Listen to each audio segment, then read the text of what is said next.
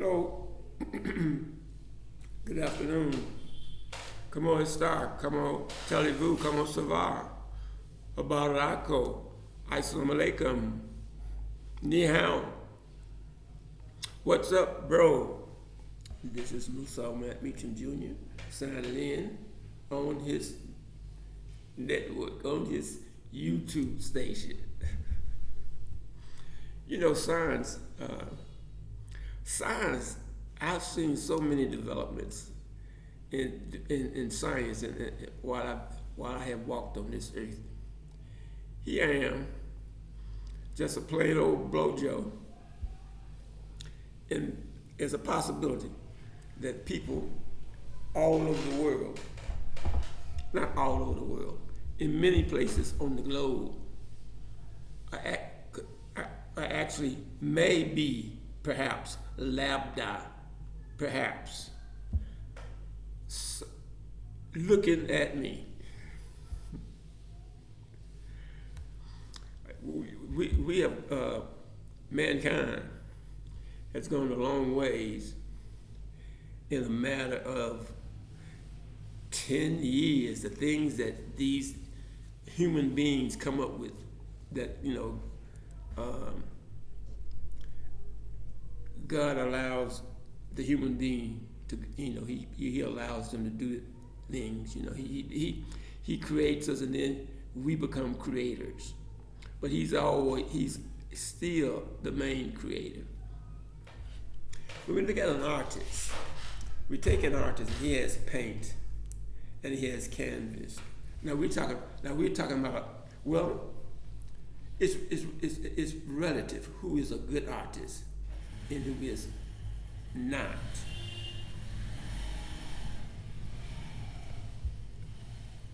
How do we determine what is good art and what is bad art? I think that it depends on the situation, and it depends on who's looking at the art. And it depends on where this art was created. And it depends on who is making the determination. I view the artist as one who is the closest to the Almighty God, because he is the creator. And what artists do, I think generally, I don't know if dogs and cats, maybe they have some type of art form which I'm not familiar with. So I can only really, maybe apes and monkeys, primates, maybe they have a particular art form, but I don't know of it. So basically, if I speak of art, I'm talking about the art of the human being, the artist. As we see a guy, he writes a story, or we see a guy, he paints a picture, and blah blah blah blah. Oh, here's a guy who sings a song, and we call these people artists. Okay, who are the artists? These guys, they are creators. But then when we say creators, in the English language, if I say creator, it depending on where I'm at and who I'm talking to. If I say creator, in that instant, I may be talking about the divine being, God. But in another case, I may say the creator, or he created this. So he created this song, or he created this dance, or he created this picture. But I want to talk about the artist who actually uses brush, and this is the only way I can get to the point that I'm trying to get to. Okay, you have the artist, and he has the brush, and he paints on the canvas. He paints this way, and he paints that way, and he does this, and he does that. Then he looks at what he has on the canvas, and he doesn't like it. So he goes, he gets his brush, and he sticks it into, paint. And so he just get it and just wipe it out. Just like that, right? So then the artist, he gets another brush and he paints something on the canvas. And he continues to paint on the canvas. And he continues to create. And he creates. Then he stops. Then he decides that he wants another design instead of the one that's already on the canvas. Right? So he gets more paint, and he do this over the first marks that he made. And he continues in this process, liking and disliking. He likes this mark, and then he dislikes this mark. But he has the power. He has the ability. He has the power to paint that picture in however he wants to paint it. Or blot it out. Blot it out and paint it again. The artist has that option. The creator. So I'm only using the artist to show what the creator is. He creates and he uncreates. He has his brush and he does as he pleases with that which he creates.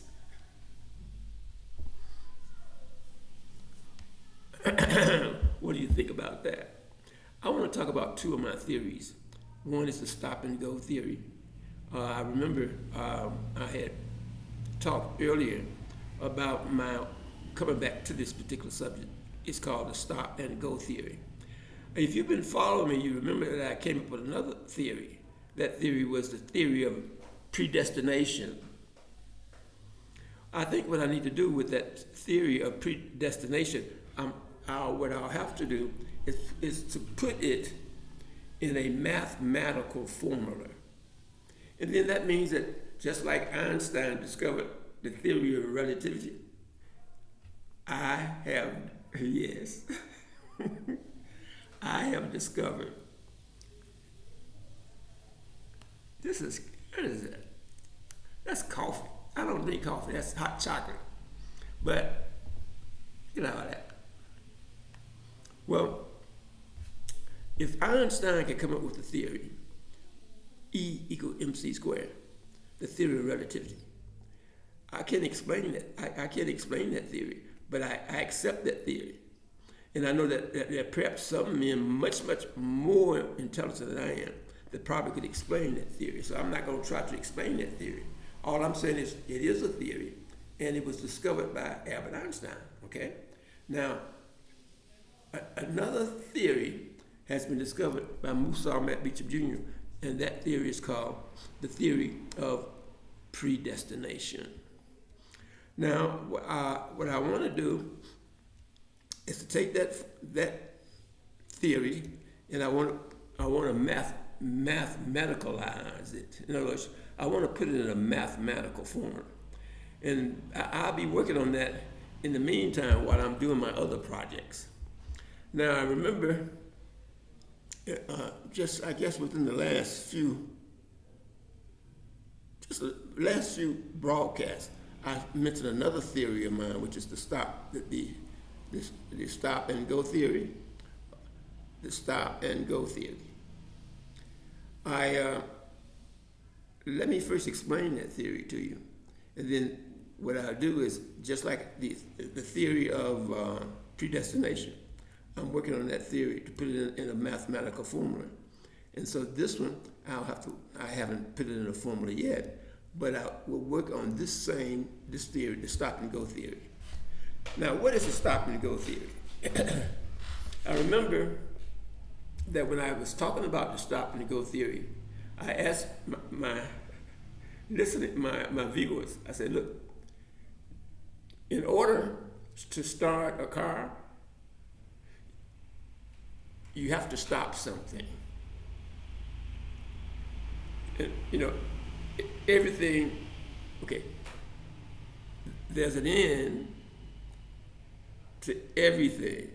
Or is there an end to everything? Those things that have an end to, listen this way. Here's life and here's death. Life is, while we are living. And then death is when we are just matter, right? Life is an activity. It's a moving, life is motion, an activity of the mind, an activity of the body, okay? That's the living human being. And then the next level is the dead human being. I wonder about those guys, those guys who have mortuaries and they take care of the dead. I wonder what goes through their minds when they're actually dealing with the reality of life, the reality of life, which is death. I wonder what goes on in their minds when they have this dead body or that dead body and this dead body. I wonder, I've never been in combat, like a combat soldier. I wonder what do those guys, when they look and they're living and the guy, their colleague, is dead, and he see him dead, and you see this on a repetitive basis.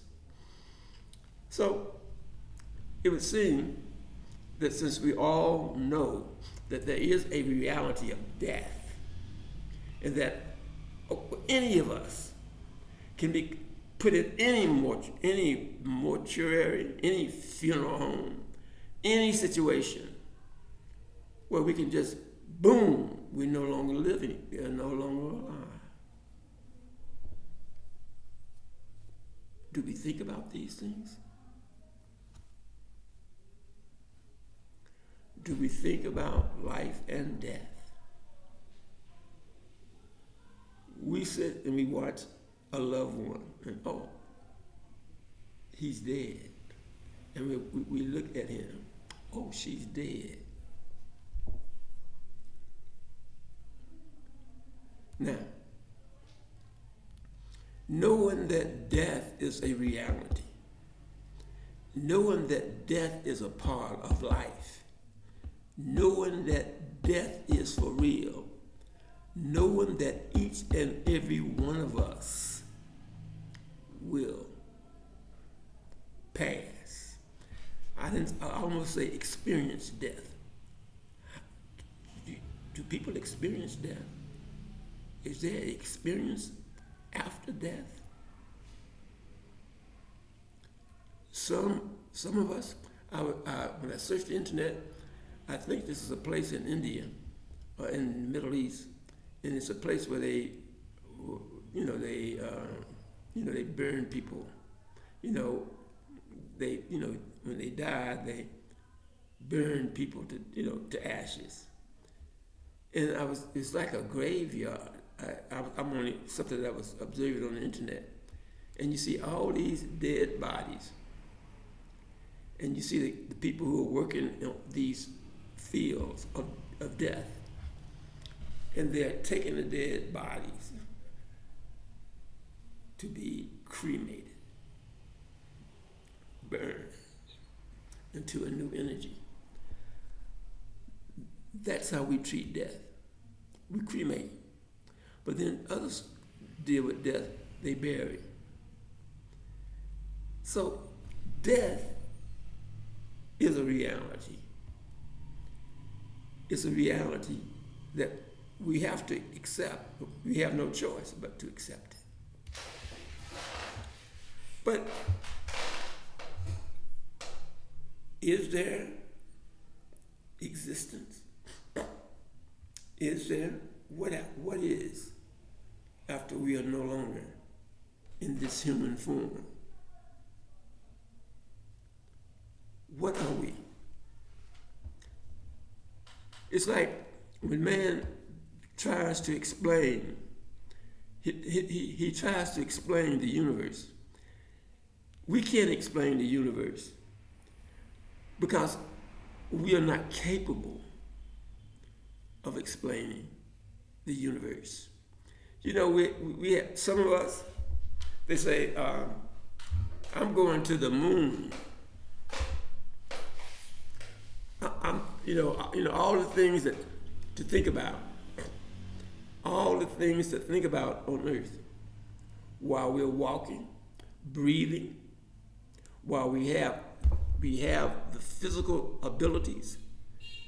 And here we are thinking about going to the moon, going to Mars, outer space travel. I think in one of my discussions, I indicated to my audience, my listening audience, that the idea of going into outer space, for man to actually go to other planets or going to the moon and creating communities for human beings, is a fantasy. Yet we spend all this money and time on a fantasy. There's so much else, a lot of things that we can do on earth. There are a lot of things that we can do on earth. Some people plant trees. You know, some people go help those that need help. But the thing is, these fantasies, which we find ourselves in and spending all our money on, maybe we should just, instead of looking out, maybe we should look in. Because there are so many things that we can do to that environment where we exist.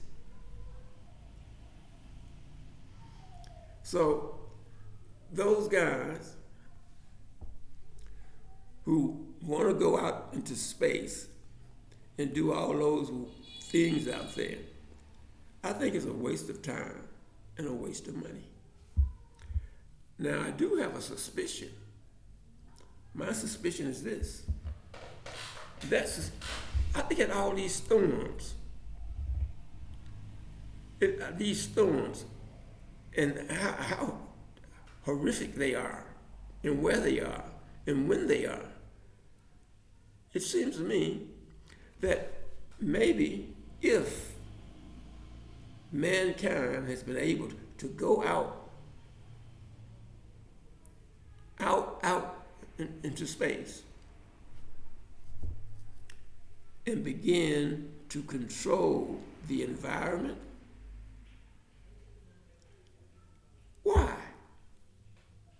why must it be necessary to try to control the environment? Because you have the knowledge to go out there into space. You can build a machine that can take you out there into outer space. Look at all the things that you could do right here on Earth. And I think that if we as human beings, we as earthlings, we as mankind, if we spent all this time, if we spent most of our time on how to make the earth a better place for all of us, considering that we all have the same destiny, I think that all of that energy, all of that brain power, all of that manpower, focus it on things that, you know what? Things that maybe we should just leave alone. And that those things way up out there, it is nothing that we can do about that. It's nothing we can do about, it's nothing we can do about the problems on Mars, the problems on Jupiter, the problems on the moon. It's nothing that we can do about that. Those things were here before we were. And all those things that are out there, way out there, whether we are here or whether we are not here, those things way out there, they still going to be out there. Well, how long will a human being, what you live? Oh, some of us can live to be 103, 120. But what is 120 to 1 light year? Are you understanding what I'm saying? So where am I going and what am I saying? I'm saying that all this time that we spend, all the money, all the time, all the money on messing around way up there. Imagine if we use that same amount of energy, the same amount of time, and the same amount of money to make things better on earth for all of us. Why can't we do that? Why can't we focus on what we can do something about? So we can create a storm and we can go a few miles up there away from Earth, a few miles, and we can cause all of these type of weather, all of these we can control weather. We can control weather. So we go out there and control weather and play around out there. And even those who are up there,